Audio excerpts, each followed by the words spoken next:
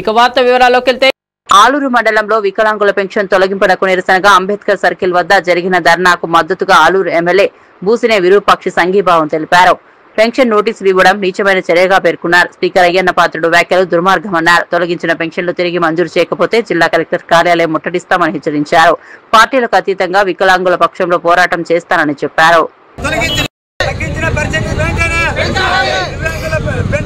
దివ్యాంగులకు కుట్రలు చేస్తుంటే చాలా బాధ అనిపిస్తుంది. రాష్ట్ర వ్యాప్తంగా 1,28,000 దివ్యాంగుల ఈరోజు ఉన్నారు.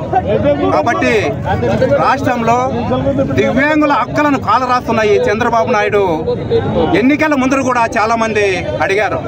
కొంతమంది నాయకులు మేధావులు ఎన్నికల ముందర చంద్రబాబు గుప్పిస్తున్నటువంటి హామీలను చర్చిస్తుంటే అడిగాను నేను, నిజంగా చంద్రబాబు నాయుడు ఈ హామీలన్నీ అమలు చేయగలరా అని అడిగితే కొంతమంది మేధావులు మరి సీనియర్ నాయకులు కూడా అన్నారు, చంద్రబాబుని మనమంతా చూసిందే కదా, ఖచ్చితంగా ఈ సూపర్ 6 వికలాంగులు పెంచినటువంటి హామీలలో ఖచ్చితంగా ఏదో ఒక కుట్ర ఉందని కూడా ఆ మేధావులందరూ కూడా తెలియజేయడం జరిగింది. చంద్రబాబు నాయుడు ప్రెస్ మీట్ పెట్టి చెప్పాడు.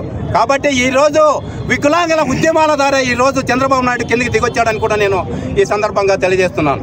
కాబట్టి రాష్ట్రంలో 8,20,000 మంది దివ్యాంగులను అనర్హత పేరుతో అర్హులుగా ఉన్న దివ్యాంగులను వారి పింఛన్లు తొలగించి వారి జీవితాలపై వారి ఆర్థిక మూలాలపై దెబ్బతీసే విధంగా ఈరోజు కూటమి ప్రభుత్వము కుట్రలు చేస్తుంది.